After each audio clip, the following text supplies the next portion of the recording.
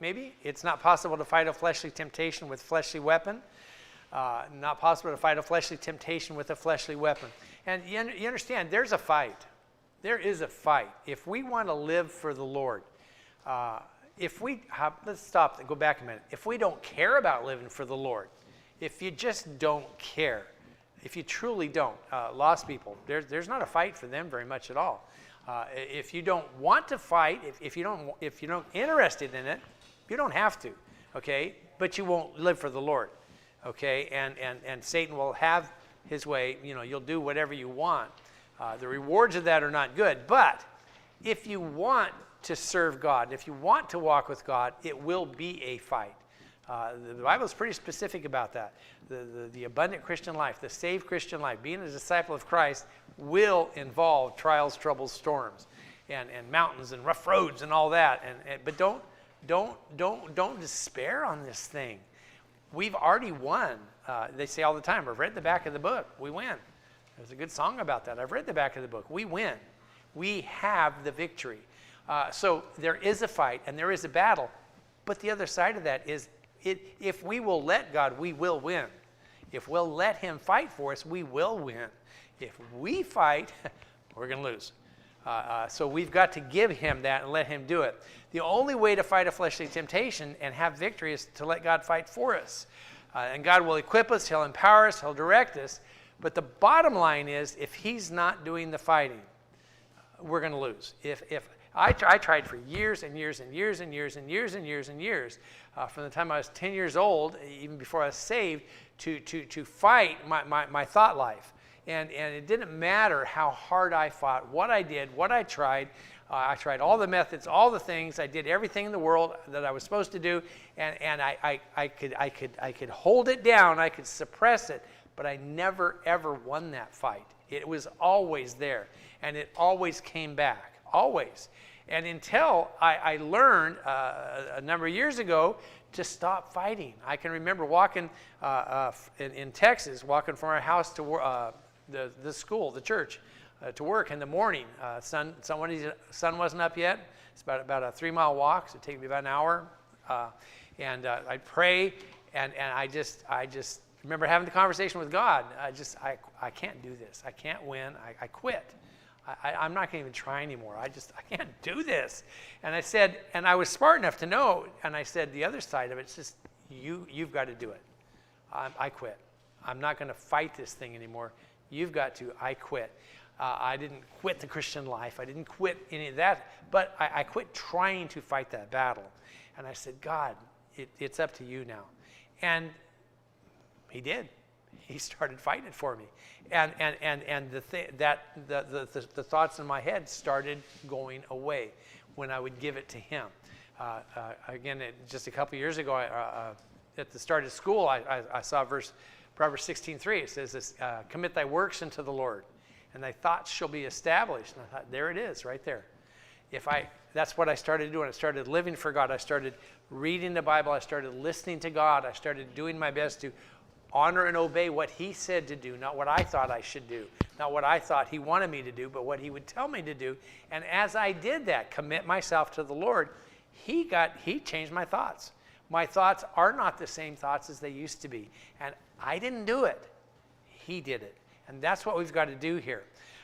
Ephesians 6:12 said, for we wrestle not against flesh and blood, but against principalities, against powers, against rulers of darkness of this world, against spiritual wickedness in high places. And those are not whats. Those are all whos. That's Satan.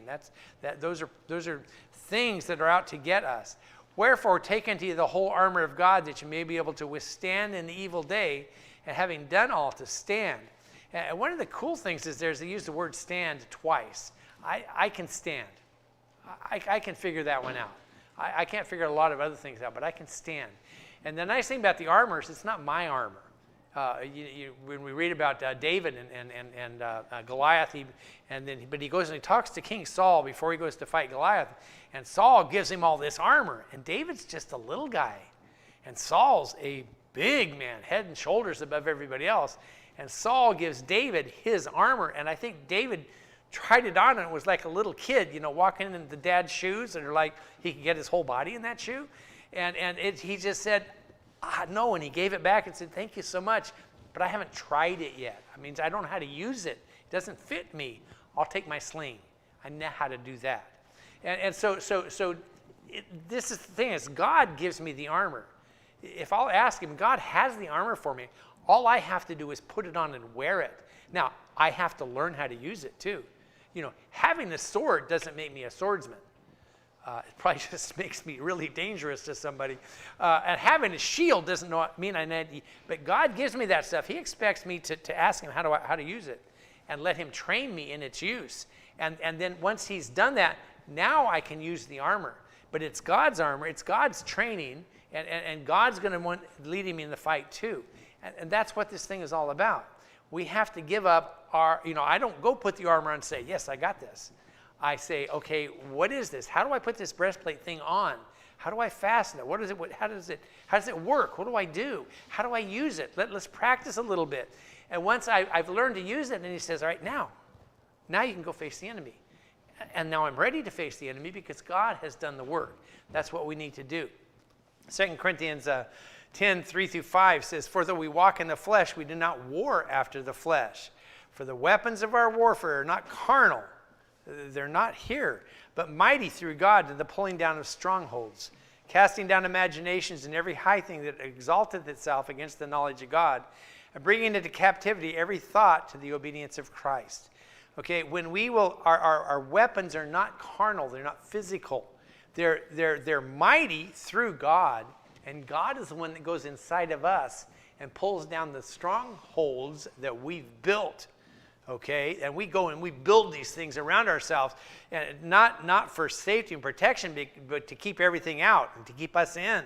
And watch this, we're kind of trapped in there sometimes in these strongholds. And God is the one that pulls them down, breaks them down, gets rid of them, and then he will build a stronghold, singular, for us. And that's where we're safe. That's where we have safety, in God's stronghold, not in our strongholds that we build. And God is the one that does that. And he will help us to cast down imaginations. He will help us to cast down every high thing that exalteth itself. The things that I worship, the idols that I chase after all the time. I'm expected to cut those down, to throw them down, to get rid of them. They go against the knowledge of God. And he's the one to help us bring into captivity the thoughts to the obedience of Christ. I need to do what he says, but he's the one that's going to do the casting down and putting into captivity my thoughts. I've got to be willing to say no.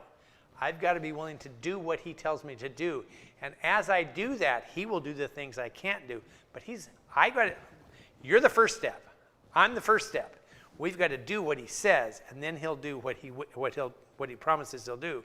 But we don't just sit there and say, okay, God, take it away from me. It's time. I don't want this anymore. And he just goes, poof, takes it away. It doesn't work that way. You say, okay, God, I'm sick of this. I can't fight it. What do you want me to do? Whatever you want me to do, I will do. And then he's going to tell you, and then you need to obey. That's hard. That's not easy. But if we will, he absolutely will. And we take that first little step, and he takes a giant step towards us. We do this one little thing that takes all of our strength, and it's just all we can do, and then he does this great big thing right after that. But takes us first. Sometimes we think that, this wait on the Lord thing is we just sit down and kick back with a soda, and wait for God to do things. You're going to wait a long time. That's not the way God works. That word wait means to serve. And as we give ourselves to him, he will do the things for us that need to be done. Okay? The enemy we face is not the things we do, but it's the reason we do it. We're not fighting our behavior. This is a good one here. We're not fighting our behavior. We're fighting the cause of our behavior. I don't have to fight drinking. I have to fight what drives me to drink. Not drinking is pretty easy. You just don't pick it up. You don't swallow it. Not taking drugs is easy. You just don't take it. It's what causes us to want to do that. That's the fight. That's the fight, and that's where God has to help us. Okay, that just really big mice in the attic, Zach. It's okay. Okay, the cause of all behavior, the source of behavior is our heart. Proverbs 4:23, keep thy heart with all diligence, for out of it are the issues of life. If you want to know who a person is and what they're doing, watch them. Listen to them over a period of time. We can fake behavior for a while, but it's going to come out what's really in our heart. That's why it's so important to have a right heart, a true heart, because when our heart is where it's supposed to be, our actions, our behavior will be where they're supposed to be, where it's supposed to be. We don't have to try to behave right. We will behave right because God's in control, and we're obeying him. That's what causes right behavior. It's not us. Now, we have to work on that too. We can't just say, well, I can do anything I want because God's in my heart. There's some problems, like Brother Clint would have said last night. There's some problems with this premise right here. It doesn't follow like that. Okay, if our heart truly is with the Lord, then we will want to do right because that's what we do. When the best illustration is if I'm walking with somebody, I'm with them. If I'm walking with God, I'm doing what God does because that's where I'm at. That's who I'm with. And if I'm walking with him, I will be doing what pleases him because I'm with him. If I'm not walking with him, then I'm just not. And I'm doing whatever I want. But I'm not doing what God wants because I'm doing what I want. So that's why our walking with the Lord is so important, because when we're truly walking with him, when we're trying our best to understand him, to get to know him, to listen to him, and I keep pointing to the Bible because that's where it's from, then as we do that, we're with God. Our thoughts won't be over there. Our thoughts won't be over there. Our behavior won't be over there. It'll be there. As long as we're here, we're with God. We're okay. And he is working on our life. He is working on sin. We don't even know. He is working on our thoughts, and we don't really know. It doesn't just pop out. But over a period of time, I know in my life, I can look back and say, I can see how he's changed my thoughts. I can see how he's changed my behavior.